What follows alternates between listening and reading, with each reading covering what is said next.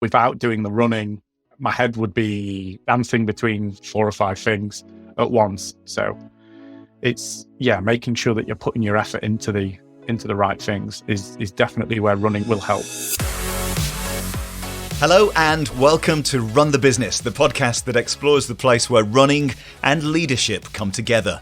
We'll find out how running can help us with leading, managing people, and generally being better in business. We'll also try and answer that question, do runners make better leaders? I'm Anthony Gay, and today we're going to talk about sustainability in running and in business. If you're a runner, I'm sure you've been given a fair share of t-shirts over the years. But did you ever wear them much? I'm joined by someone who works with race and event organisers to give runners the option of planting a tree rather than getting a t-shirt at the end of a race. A keen runner himself, his day job is Senior Partnerships Manager across the Future Forests Company and their sister company, Trees Not Tees. Jamie Berry, welcome to Run the Business. Hello. How are you today, Jamie? I'm very good, thank you. And how about you? Yeah, feeling good. Spring is not quite in the air, but it's a good time of year. And tell us whereabouts you are in the world to begin with.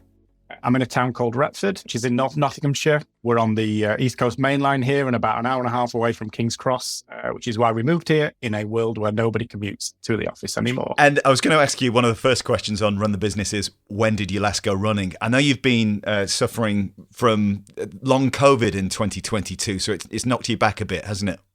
It certainly set me back. There was a period where I just wasn't running and I could feel the effects of that. But knowing you were going to probably ask that question, I did take myself out for a little 10K run yesterday up Retford's One Hill. It's quite a flat place around here, lots of farmland. But I took myself out for a little sort of 10K afternoon jog, knowing full well that I'd be asked when the last time I was going to be running was today. That is commitment, which I genuinely appreciate, that people coming on this podcast actually go out running knowing that they're going to be asked that question. Thank you for doing that. I appreciate it. No worries. And in all seriousness, in terms of the effects, is it something which you're sort of still dealing with? I mean, how did you sort of cope with it? For a man who works in an office at the end of his garden and doesn't socialise as much as he used to, I've had COVID 4 times.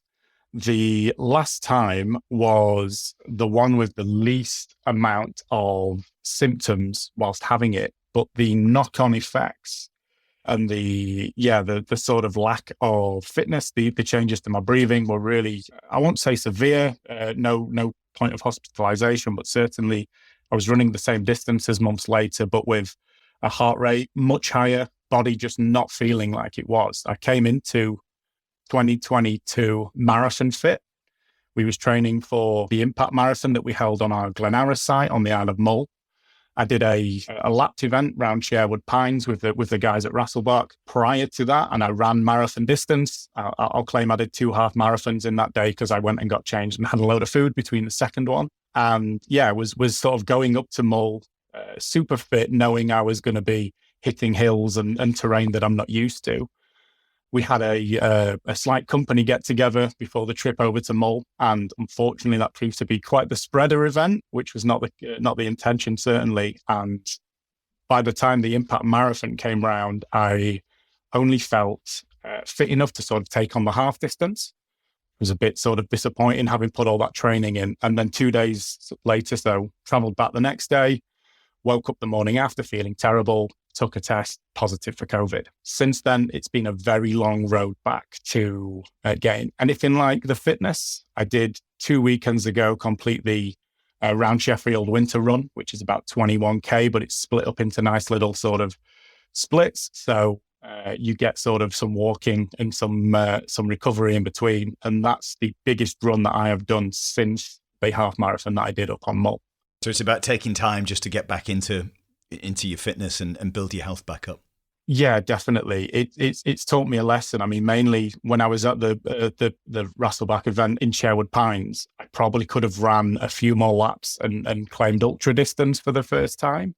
I didn't, trying to save myself for the Mull event. And then by the time the Mull event come, I wasn't fit and I wouldn't be for a long time. So there was a bit of a missed opportunity there. Certainly taught me to take a good run when you can, make the most of when you are feeling it, And yeah, learn to forgive yourself when you're not, I guess. We've got so much to cover, and I'm so fascinated by even some of the things that you just touched upon there. To begin with, tell us a little bit about the work of the Future Forest Company where you work, and also Trees Not Teas as well, just to set things up. So the Future Forest Company is a impact for profit. Our North Star as a company is the planting of trees and the restoration and protection of biodiversity within the UK. We have a much lower woodland cover than even other countries across Europe do. Generally, it's about 33% across Europe. We're at about 17%. And more worrying than that, the rate of biodiversity loss in the UK is quite frightening if you look into it. Like quite a few things can be these days. And basically, the work that we do, we work with companies to sponsor trees being planted that will sequester carbon. We're restoring peatland on our North Yorkshire site in Swathgill, which is a carbon sink and helps to reduce carbon being emitted into the atmosphere. And we're also, protecting wildlife and biodiversity with the work that we're completing across our 11 sites. So the work you're doing is, let's not underestimate it, it's hugely important. It's amazing stuff. Why is the UK in a worse place than other countries in Europe? To be honest, I can't answer how we got here. I guess lack of regulation and protection of lands that needs to be. Obviously, it's in the news quite a lot that we are, or at least the narrative of the news is that we are over capacity of sort of people living here and the infrastructure we have. And, lots of things, industry being built, houses being built on land that it shouldn't and perhaps shouldn't have is a big reason why that's there. And I can't answer how we got here. I can just look around and see. You go into areas of, national parks and beautiful places, and you see these sort of brown, degraded sort of landscapes. And whilst I think that living in the flattest place in the world, as I often call Retford, going into these places, they look beautiful. But if you actually take a deeper sort of dive, lots of that land is in bad health. So I think more than anything, not taking care of what we do have is a bigger part of the wider picture. And for anybody who doesn't, and I would hope everybody listening to this has some sort of grasp of as to why trees are important and why protecting the peatland is important. But can you summarize, just so we kind of have the same context here, what it is that those the trees give to the environment? Can you describe that in simple terms? Yeah, certainly. I mean, luckily for the simple terms part there, I'm not I'm not our ecologists or our sort of forestry managers, but trees themselves obviously draw down carbon from the atmosphere and release oxygen, which is, obviously a good thing. The trees were planted in a UK native sort of broadleaf species, so that with it doesn't bring any complications that you can get with sort of disease from growing non-native sort of monoculture forests, which do lock down lots of carbon, but don't do it in the right way for the land. But trees themselves will not just, draw down oxygen, they will prevent flooding, they will add to the rest of the sort of biodiversity mix there. Their seeds feed animals. The sort of list of benefits go on and on. And how did your company become connected with running? What's the link there? So our founder and CEO, Jim Mann, is a fairly prolific runner himself, Dragon's Back winner, trail record breaker. So he firsthand can see how many times he's finished a race. And to be honest, the races he finishes, I'd probably take a T-shirt from. If you've run the length of Wales, I think a T-shirt's the least you can expect. But yeah, he's seen firsthand the waste within that industry. You sign up for a race, you get asked what size T-shirt you want. You don't get asked if you want a T-shirt. You pass the line, you get handed some of the bigger events, you get handed a plastic bag full of food you're probably not going to eat, full of flyers for races you're probably not going to enter. And this was just a way of, more than anything, giving people the choice. If you want to run the London Marathon, that's a great thing. If you want to wear your London Marathon T-shirt, that's fine. We're not against running T-shirts. We're against the ones that people don't want, the people don't wear, and that will end up going back into landfill. And how do you engage race directors and leaders in the running business to take part in this? What's your approach? I mean, there's threefold obviously at the beginning of Trees Not Teas. There's a lot of outreach just through the usual email, social media. I think what we have and what we have done really well is engaged with our audience. We have a great sort of, I don't call them fan base, but a great family of runners who will always pick Trees Not Teas and will go to the race directors at the race and say, "Hey, you should try this." So for a small part of a quite lean business that has a 2,000 hectare land portfolio, that has been crucial. That the friends, fans, and ambassadors of Trees Not Teas have sort of taken that issue to them, much like the rest of the climate movement in general. And am I right in thinking it's not just the running industry? You work with all sorts of companies beyond running. Yes, and that's a big focus for 2023. And my past life, before I had my sort of climate turnaround, I worked within the events industry in various guises. I used to fly around the world every fortnight, go somewhere, build something, watch that thing as much as you would instruct them not to be thrown in a skip afterwards. And I saw the waste around that kind of corporate exhibitions and conferencing sector.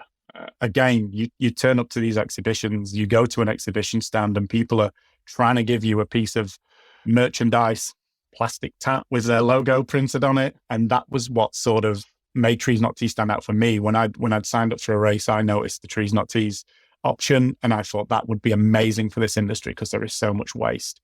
And yeah, we've worked with the likes of Brighton SEO and many other events to offer a climate positive piece of merchandise. So anybody listening to this who works in business in a company and has some influence over the outreach of that business, whether it be at events or, as you say, the free stuff, the tat that seemed like a good idea at the time to make and get given out. So anybody can take part in what you're describing, and anybody in a business that is influential in this space should be thinking, if they're not already, about what you're describing here, shouldn't they? Yes, they should. I mean, from the Future Forest company sort of angle and brand, we can work with businesses across the board. Trees Not Teas is that sort of specifically event focused. I mean, again, the worst thing I used to see, you go to an exhibition and people are trying to give you a stress ball with the logo on, and I just wonder, like, the mental thought process of that. Like, am I going to need this working with your company? But more than anything, with that, there's so much waste in that alone. Similar to the race tees, they will be over-ordered. If you're anticipating speaking to 5,000 people over an event, you'll order 8,000, so you're not left short. Those 3,000, they either end up in a skip on site, they get dragged back to the office, they go in a cupboard, they're never seen again.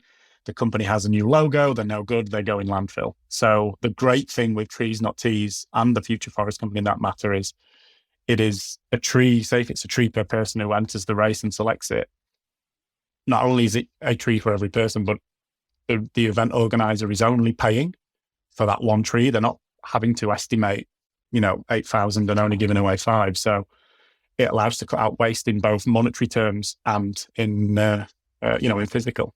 And I hope this space is becoming more relevant to people, more on people's radar now than it's ever been before. It certainly seems for me personally that, what you're describing, sustainability across the last year, seems to be higher up people's agendas, which is a fantastic thing. And maybe it's, partly, the work you're doing and other people doing similar things at the same time. I mean, that scenario that you describe of the office with the cupboard, with all the stuff that doesn't get used, that just stays there. I've seen that so many times over the years, and just thinking about it then, how many businesses must have those stuff cupboards where it's just things that seem like a good idea at the time that never get used, never get handed out, and end up in a skip. Yeah, merchandise graveyards. Yeah, just at the back of the office, filling up space that could have something useful in it as well. So yeah, it's I guess as a Yorkshireman, waste is a pet peeve of mine. Paying for things that aren't used, and certainly we can help that and also give something climate positive. How do you ensure that a tree is planted for every individual? Because I do. Obviously not in the UK, but I've heard schemes, things that have happened around the world where it's not quite as people are led to believe. How do you ensure that if somebody signs up, a tree is planted for them. What I loved when I dug deeper into the role here with the Future Forest Company, we own all the sites that we plant on. So we are the people doing the planting. We're not sort of, almost an agency passing that burden on. We take a picture of every tree that is planted. We're able to, with the tree certificates, give a picture, a species, and a what three words geolocation so that you can see on a map where your tree is planted. The bulk of our planting is in Scotland. We've one site in North Yorkshire that will be planted later. But all those sites in Scotland are right to roam. So not only can we show you a picture of the tree we planted for you and where it is, you can go and find it. And that accountability, I think, as you say, is important because there is probably some skepticism. I even had a message in my running WhatsApp group from one of my friends just yesterday saying, I'm always skeptical if these trees get planted, which is so funny when he knows I work there. But equally, I guess it is a concern for people. They want to know that what they're paying for, what they're choosing to do actually happens. And I'm so glad that we can prove that both with that initial accountability and the updates we give from our sites, the amount of sort of videography and photography that we take to show the difference that we're making is going to become apparent over the next 5 years. But in that initial transaction, we can show you the tree that you've sponsored. So if anybody is listening to this elsewhere in the world, and they come across the schemes, it's really important that they dig into it, isn't it? Because I know there's a bit of instant gratification of paying whatever or ticking a box to plant a tree, but actually following up on that and making sure it's legitimate is really important. Yeah, the more accountability that company can give you. Yeah, I mean, we're for example, we're externally regulated with what we do by the Woodland Carbon Code and various other sort of Scottish forestry. So we have to do what we say we do. That's a external sort of pressure on us, but not all schemes like this are registered under those sort of governing bodies. Just check, just ask the question, how are you externally regulated? More than anything, ask what they are planting or how they're going about it. Because whilst planting a lot of non-native Sitka spruce trees they'll grow quick, they will take carbon out of the atmosphere, but they are horrific for that whole ecological mix. So yeah, make sure they're doing it in the first place and then make sure they're doing it in the right way would be my advice. You mentioned the Mull event, and I think I'm right in saying that Anna, the producer of this podcast, actually went up and planted a tree and there was a run connected. I think you mentioned it earlier on in our conversation. Tell us a little bit about that event. Yeah, as mentioned, that was meant to be my first marathon, which I thought would be really cool, being trees, not teas related, the absolutely beautiful Isle of Mull and the fantastic Glen Arras site that we have there. Yeah, so basically teaming up with Impact Marathon, we had a sort of 3-day event. One of the days on the Saturday, which was absolutely driving rain, classic Mull, the weather can change, you have 4 seasons in a day. Absolute driving rain. We had people doing sort of cycles of a few different activities. We had Ken, our sort of agroforestry lead, taking people around the site and showing them how we restore that graded farmland in natural ways and giving people advice on how to buy food ethically, because it's not always like anything. What you see on the tin isn't always what you get. We had people off with Quinn McKenzie, our operations manager, planting trees, and that was certainly a wholesome part. But I think the one bit that the runners loved the most, and again, I cannot stress, the driving rain and you're out in the elements all day, was the removal of non-native and invasive species. So we marched them up the top of the hill with our ecologist, Lindsay, and they were removing rhododendra, which are a sort of terrible thing for the rest of the site because they're low growing, nothing will grow under or around them. And people were basically on the hill removing non-native species and invasive species with hacksaws. And I had to actually run up the hill and drag these people back for their sort of changeover. And there was a clear sort of, I'd say like a green bloodlust in their eyes of, I've been told this is bad and I want to remove this. And that was certainly a really great day for us. We also had in one of the barns there a sort of education pieces and lots of videos about what we do, why we do it, and exactly why people were on a hill removing some plants and some species, which would probably to the layman seem a bad thing to be doing, but it's absolutely the best thing for that land. And that was an amazing day. And then luckily the weather breaks for the marathon on the Sunday. And yeah, the Isle of Mull is just a beautiful place. The route took in some of the best parts of it, and the marathon runners, which I think Anna was a part of. I'm certainly jealous that she got to do that route, headed up Ben Moor. and got an even better view of the site than I've even had. But it was a truly sort of fantastic event. It's something that will live long in the memory for the people who came.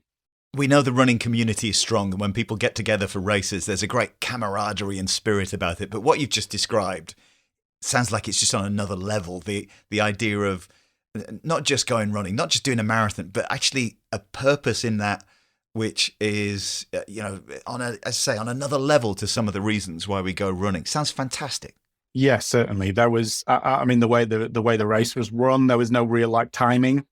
I think the first 3 people back from each sort of race were sort of given a rough time, but it was certainly not a elbowing the guy next to you out the way so that you can get in front of them for the corner. Some of the track, even in the first sort of few kilometers, you're 300 meters elevated, then you're going through woodlands, and it was tree stump paradise if you enjoy those runs where you cannot look at anything other than the floor in front of you, but then you take a second to just take in what's around you, and just the majesty of Mull was there for all to see. Fantastic. This podcast is all about how running might help people in business and leadership, and I think what you've described so far is a great lesson and something that already I think people can take away. But how does running help you be better as a manager, a leader, a communicator in your business? What's your relationship with running? As my running has sort of evolved, it's something that I sort of picked up in my early 30s, and I'm 36 now. At first, it sort of just gave me a nice bit of physical fitness and endurance, I guess, for, those long days, those times you need to push through, those long meetings that you wished finished half an hour ago, and that sort of thing. But I think for me now, at the stage I am, it's teaching that adaptability. I was just talking about dodging the tree stumps there. It's a great analogy. If you can have your head in the moment and fully concentrate and commit to the task in hand and not the 4 other tasks, the 10 other emails waiting for you, etc. And just that mental clarity, giving yourself that time, take some space, sort of compartmentalize all the problems you've got in front of you, all the opportunities and everything in between. And I find when I wasn't running towards the end of last year, there was certainly a spiral of decline in terms of physical health, mental health, work sort of health taken away, and just giving yourself that time to get away from the desk, take in some nature, get your heart rate going, and sort of gradually pick away at all of the things in your day. I found it so it's just so liberating, really, when you do have, you have stress, you have plenty of stress these days, and you can't seem to get away from it because of the amount of screens you have in front of you. So just to be able to take that time, give your eyes a rest, give your brain a rest, you then find that you're curing most of the problems that if you had sat at your desk the rest of the day, you wouldn't have solved anyway. So that's where I think running helps within business. You said I think you said you did, but did you notice your performance and your energy change when you weren't running? I've always been blessed with high levels of energy. I was that kid who couldn't sit still. I played every sport, and I would run from playing one sport to run around to my friends and try and make them play another one after we'd finished that. I've always been blessed with energy. It's the focusing of that energy, almost the way you use it. You can sometimes, I mean, I'm guilty of it a lot more than I wish I would, but you can put a lot of energy in and get nowhere. And I think the main thing I noticed when not running was the time that I would spend to do tasks was taking longer than when I was in peak condition, and both physically and mentally. So that's interesting. So actually it was like a focus thing that running gave you, honed that ability to focus and deliver something. And when you weren't running, it was harder to keep that focus, to maintain that commitment. Yeah, definitely. With those high levels of energy comes high levels of being very excitable. I could get myself very much carried away with something that sounds really cool, or like a potential partnership that could have an amazing impact. But without doing the running, my head would be dancing between 4 or 5 things at once. And just the run I mentioned yesterday, I took the afternoon. Sort of blessed to have been able to do that. Took the afternoon, went for my run. Came back, got myself sorted, ate some food, and then I did sort of my afternoon's work during the evening. And yeah, the productivity levels of what I was able to produce yesterday afternoon would have been far beyond what I would have been able to do stood at my desk the rest of the afternoon. So it's making sure that you're putting your effort into the right things is definitely where running will help. It's a story that we get so many times on this podcast and talking to people. Is it something that clears your head when you run, or when you go out? Do you sort of take some of these challenges and things with you and process them actively, or for you do the answers just sort of pop up as you go on? I don't purposefully set off out on a run with, I'm going to cure these 4 tasks. I've generally got a podcast or an audio book on, trying to take my mind out of it enough so it can just sort of dip back in, if that makes sense. Complete sense. Yeah, I do find that I'm wording emails as I'm running that make more sense than when I'm sat in front of the email itself. Again, those other sort of overarching goals, those wider problems, those things that have been on the back burner for a little while, because you're sat sort of blinded by information in front of the screen. I think once you're out in the open and the fresh air, your brain's much better fixed to sort of complete these tasks. And yeah, I find that it's so productive. I can see now as well in companies past with inspirational leaders with great ideas, and they then start failing. I kind of wish today Jamie could go back and just buy them some running shoes and tell them to go for a run. It certainly would have made earlier parts of my career much more enjoyable in the moment, because it's certainly where you can get frustrated or you can get stuck on a problem. I think as soon as you're outside, 3 or 4 of them just fall in a row, and then you're able to come back, get in front of the computer, get on the phone, whatever, and sort them out much more efficiently. Mm-hmm. For me, it's at both ends of the scale. It's the minutiae of a structure of words on a particular strapline or positioning statement that we might be working on, or at the other end, it's a much bigger picture strategic thing. I mean, both things can benefit. When personally for me, when I'm out there running, it's an interesting thing you mentioned there about going back to a Jamie of 10, 15 years ago. One thing that is on my mind is: do you need the years? Do you need time, age, in order to appreciate that? Because I do, and maybe we need to speak to more people who are just getting into running on this podcast, who are maybe just leaving university or whatever, just to try and get a perspective of where it sits in their lives. Because I do think as you get older, that appreciation of it can grow, but I'm not sure you can fast track it, if that makes sense. Yeah, equally, each person has to go on that journey, and when they start running or when they pick running back up, as I mentioned, I was always sort of a really fit kid, and then my sort of early to mid 20s, that kind of died off. I think I'd started smoking stupidly at that point, for somebody who had studied human biology at A level and was thinking about going into being a PE teacher. Being being somebody who was then smoking, drinking, eating, and not doing any of the exercise, it had detrimental effects on my mental health, and I claim to have had a very early midlife crisis. I then turned around on the sort of personal and the relationship front, but then the career sort of came with it. And without those years, I wouldn't have been on that personal journey that made me who I am today. But equally, I feel like if I'd have just carried on with the sport, the physical fitness, and the exercise in those sort of fallow years, it'd have been a lot less easier for the person stood in front of you today. We've already talked about some fantastic runs that you've done and events that you're involved with.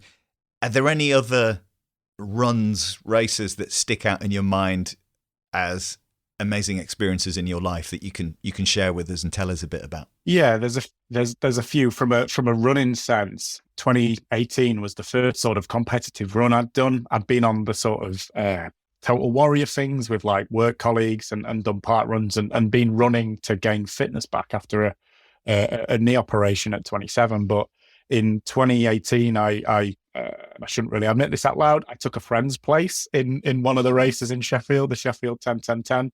And that was my first competitive against other people, against the clock run. And that one, from a running perspective, absolutely changed everything, because I didn't think I'd like competing because I wasn't good at it. And I'd always tried to be the best at things I was competing at. And weirdly, I just came away with a desire to improve myself.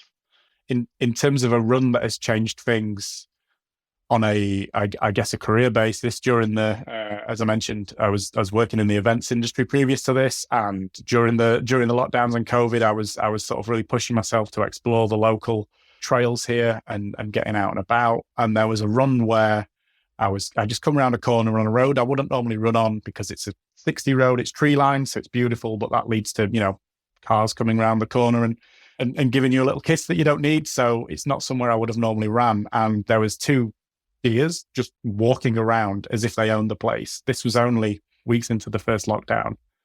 And if anything, that was my kind of climate turnaround, my sort of ecology turnaround, if you like. And that was what made me realize I couldn't keep doing what I'd been doing previously, going on flights twice a week, building things that were that were being destroyed for the good of a business's sort of trajectory. And that one really sticks out. I can think back to that moment, close my eyes, and I'm back there. And that one was, the sort of start of a different journey for me career wise. That sounds amazing. Thanks for sharing that. We always talk about inspiration in leadership and inspiration in running, and I guess in the company that you're working in, you get both from the people that have led the business over the years. To break those two questions apart, if we can. From a leadership perspective and a business perspective, who do you look up to? Well, I've already mentioned, I have to mention Jim Mann for the amazing feats that he's achieved both business and in running. Going externally and outside of the business, I'd say somebody, and he's a previous sort of podcast guest, would be Mike Seaman of Raccoon Media, or the National Running Show. As he mentioned in the podcast, but known to me previously, he's taken his hobby and turned it into his career.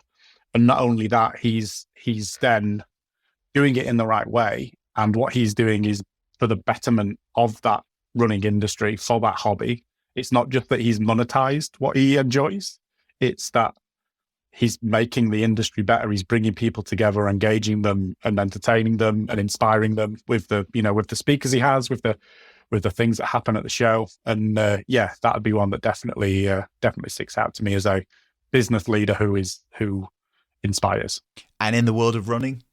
In the world of running, I mean, given the day we're recording this, coming after Damien Hall's spine race victory, he is a Trees Not Teas ambassador, founder of the Green Runners, friend and sometimes coach of CEO Jim Mann, and Extinction Rebellion activist. He fits things into his week and his days that I have no idea how he has the endurance for. It's, particularly winning the spine race, as I mentioned. But his books are inspiring, and he's very much using that platform that he has to make a difference, and has to be the name at the top of the list given the week that we're recording this. Mm-hmm. Why is everybody in running so nice? What is it about that community that just brings the best out in people? And that's a serious question. What's your take on that? Jokingly, I was just going to say my running WhatsApp group is called the Angry Runners, and there's a few of us that my friend John, especially, that I run with quite a lot, can get quite elbowy when he's coming round a corner with somebody in his way. But equally, he's one of the nicest people you could ever wish to meet. I think it is that sort of mental clarity that comes from it. That time spent outside, it just makes you a better person. Whether you're, I'm sort of blessed where I am. I can walk down the Chesterfield Canal every morning and walk the dog. So those days I'm not getting the run, I get the bit of nature. I get that time away from a screen. I get an hour of just the sunrise, the birds chirping.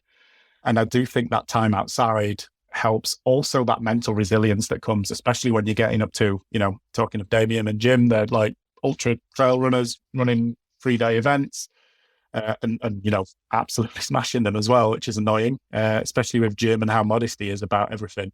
But I think there's a mental resilience where if you can run for 3 days through the night, you're not going to get so stressed up about, real life, somebody cutting you up in the car, somebody sending you a badly worded email. I think, there's something to do with the nature aspect and also the endurance, the mental strength and resilience that it brings. And we do talk about the transfers from running into business Both the metaphors, but also the actual physical and mental benefits, and what you just described there about endurance and stamina.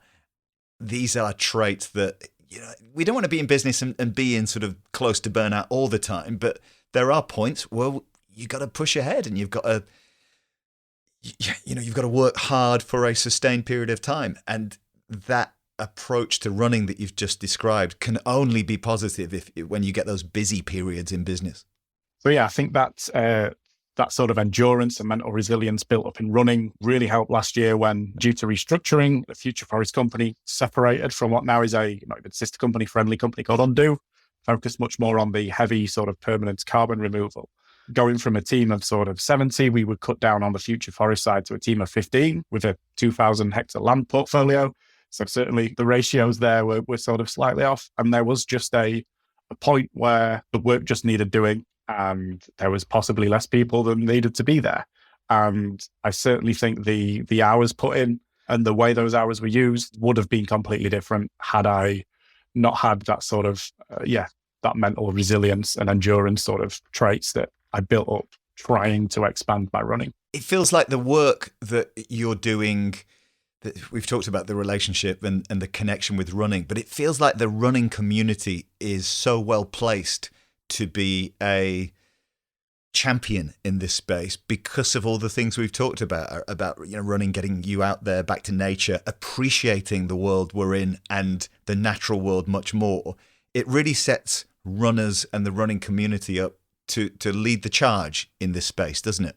Yeah, it does. It's interesting with any race that we work with, we see between sort of 20 and 40% take up on Trees Not Tees, which is amazing. A year or two out of the traps with it, but there's a definite higher percentage of pickup on the trail races, the fell running, the out in nature types. The road races are the ones that sort of take that ratio down towards that 20%. So that's such an interesting thing to be able to see in front of you. We need to work on some of those road runners to be less bothered about their t-shirt and more interested in planting a tree.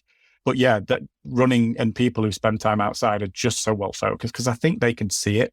You can see where something's been deforested locally. You can see the sort of greenfield sites being built on while sort of brownfields are sort of left and not cared for properly. And if you're spending more time outdoors, you're just going to notice the difference. Equally, if you're having 40-degree days in the middle of summer when you want to be going running, you're also going to notice that as well. So I think, runners are definitely well placed to help with the climate crisis and with the biodiversity loss that we're facing here in the UK. What can people do local to where they are? If they're listening to this podcast, what's an action that people can take in their local community, their local area, to try and understand, to be active in the way that you describe? Is there any advice that you can give on that front? Yeah, I mean, obviously there's the usual things you can do from behind a desk or behind a phone and lobby your local council to, protect the cutting down of trees in, whether there's the ones that are lining streets or ones that are going to be taken for other purposes that I've already mentioned. I think getting out there and just seeing it and being a part of it is the first thing that they can do, really, though. Just appreciating the nature that we're hoping to not lose with the work that we're doing, but certainly is happening. And just becoming a little bit more. There's obviously, even in urban areas, there's reforestation projects, there's community gardens and things like that. So just go, help out, get your hands dirty, and then, hopefully the Future Forest Company and Trees Not Tees can grow to a certain size that we're having the amazing impact we want to, and that will mean we can take some of these lovely people on as employees and they can help in a first-hand sort of way, like the guys here at Future Forest Company and Trees Not Tees. Running aside, can you name a business tool, an app, a person, maybe something you couldn't do without? I think the only answer I can give for this is the CRM that we use, which is Pipedrive, mainly because this is the third company I've used it in and the second I've insisted on implementing it. Going back to that focus element earlier, it is such a clean and easy visual experience, which enables you to log all your client activity. It has such great integration so that when I'm sending out contracts, if I populate certain fields, it's already, all the information slots in there and I don't have to take that time to painstakingly create each one lovingly. Hopefully my clients that have signed contracts aren't disappointed to hear that theirs were automated. I'm sure they're not. And more than anything, the customer service that you receive from them, I think they're based over in Portugal, but as soon as you email with like a query, they've sent you 3 emails back in half an hour, and they just seem like they really want to fix and help you and make their product better in that process. So yeah, that's the one business tool that I insist on not living without. That's a great tip. Thank you for that one. And business aside, what's your favorite bit of running kit or accessory that you can't do without? So I think it's probably a long-winded answer to come in here. The best bit of kit, as in a physical bit I ever bought, was I bought a pair of On Cloud Venture from the running show in 2020. That was obviously the January before it happened. And I mentioned those sort of long runs during COVID. They kept me sane and safe on the trails I was running on and really helped me improve my running. That helped me go to the next level, having a really good pair of running shoes for the first time. But in terms of kit, there's 2 things. One would be the hydration pack. I've got a Camelback one at the minute, but anything that can carry water so that will enable you to push those distances. But the one that I can't go without, whether it's long or short, are my Aftershock headphones. I need the sort of podcast or the audio book. Sometimes if I'm trying to go pace, I go with music, but they enable me to run whilst they keep my head in the media I'm consuming, but they keep my ears on my surroundings, keep me safe around the roads. And they're really great for running. And if anybody who would love to run with earphones, but doesn't like the sort of fact that you sort of shut off, I would recommend them to anyone. A question that comes up when we start talking about music and listening to music is, if you were on the start line of your next race and you could have any piece of music playing that would set you off in the perfect way, what would that song be, or what kind of music would it be if you can't pick a particular song? Yeah, it's so funny because when I'm running for myself, it is a podcast to try and draw me back. I used to make the mistake of putting on really high, like tempo, high volume music and running off and doing half a kilometer and running out of breath and turning back. But if it's a race and I'm going competitive, it just has to be Idols. Bristol based, really shouty, sort of punky band. And yeah, at times where I feel like I'm going to give up, if my head goes back into the music, it's not an option. They don't allow me to stop being an option, and they've fueled some of my PBs and many of the quicker races that I've run. Awesome. That's Idols is your music choice. Yes. Great. Okay. Final question, and I'm going to ask 2 bits to this, because usually I'd ask, what advice would you give to anybody in a business or leadership role considering getting more active and taking up running? I want to ask you that, but I also want to finish with a thought on anybody listening to this in a business or leadership role that wants to do more for the environment and sustainability. So let's take the first question of inspiring people to get active and take up running. What would you say to that? I feel like one of the main reasons or the objections that people would put in front of themselves is the time. I haven't got time to do that. I'm a busy business leader. I don't have the time to go out for a run. I would counteract that, say you absolutely haven't, you can't afford to not take that time, both for yourself, your stress levels, your mental clarity, and all the things I mentioned earlier. And I guess secondly, having given this sort of example earlier, for your employees, for your kids, for your wife, you will be a better person for going out and exercising. You'll be a better boss. You'll be a better member of the family. So I just think you can't afford not to be active and use that as a way to fuel yourself and your business. Great advice and really well put. And the other question around people listening to this that are now curious about sustainability. Hopefully there's some sustainability policy or something in their business already, but they want to do more. They want to go to the next step. What is it?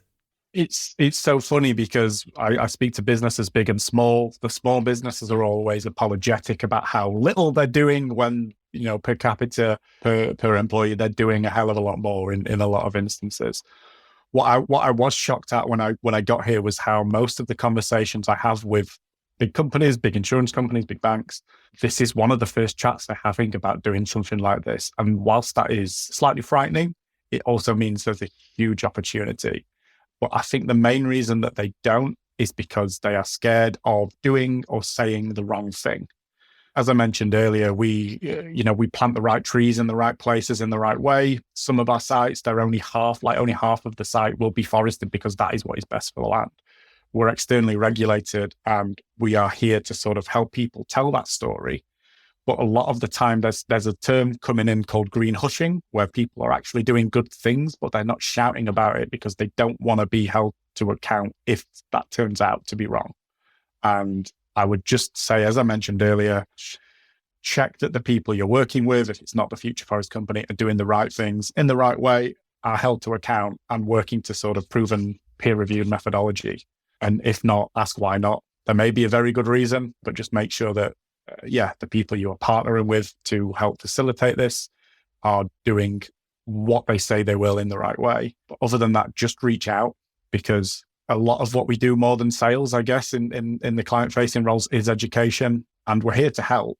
But it can be scary, I think, for people doing something that is new to them with those kind of nuances as mentioned. I think we can just help take the pain out of the process for anybody who wants to have a major impact in the UK. And even if they're not, we can discuss, places they can go to speak to people abroad. But yeah, just reach out and talk, because there's a huge impact to be had. There's a lot of great companies out there who want to do the right thing. And more than anything, I think it's lack of understanding and a bit of fear of being, socially media shamed for doing the wrong thing for the right reasons. Jamie, it's been absolutely fantastic to catch up. Thank you so much. The work that you and the team are doing is amazing. And it's been so enlightening as well to hear the things that you've said, and just there talking around about people taking action. And it's a real shame that people fear doing the wrong thing in the time that we're in. So I think what you've said there is really powerful, and I wish you all the best with your continued recovery and getting back into running this year. And I look forward to catching up soon. Thank you so much for your time. Brilliant. Thanks for having me, Anne. Thanks again to Jamie Berry for being part of Run the Business this week. The work that Trees Not Teas and the Future Forest Company is doing is truly phenomenal. It's a really tangible action that makes a direct difference to the environment, and it's certainly changed my perspective on the tat that I can gather at events, both running events and business events and conferences. I think the big takeaway for me from that conversation, as well as all the chats around leadership and running, is around the stuff that we gather in life. Stuff that I guess the intention is to remind us of a moment or an experience. I've just finished reading a book called 4,000 Weeks by Oliver Burkeman. And one of the things that I took away from that book is about trying to be more in the moment, but without trying too hard to be in the moment, if that makes sense. Running is something that allows us to be present in the moment more than anything. Probably helped by the endorphins that your body creates as well when you run, but it also allows us to get closer to nature and the natural world, the rhythms and cycles of life, which I think is when you start to realize that the stuff that we gather in life, the photos, the trinkets, the mementos, we can't take them with us. They're not usually loaded with the same meaning to others as they are to us, but they're a trigger to some kind of experience or a mindset. Wouldn't it be better for everyone if we could reach that mindset without the materialism that goes with it, that collecting all the stuff incurs? Now, I'm not suggesting that we give up all our worldly goods, but just asking yourself that question: do I really need this in the moment? Does the world really need this? It's the reduce bit of the reduce, reuse, recycle phrase. And it's certainly something that I want to work on this year. I'm Anthony Gay, and until next time, keep running and keep chasing your goals.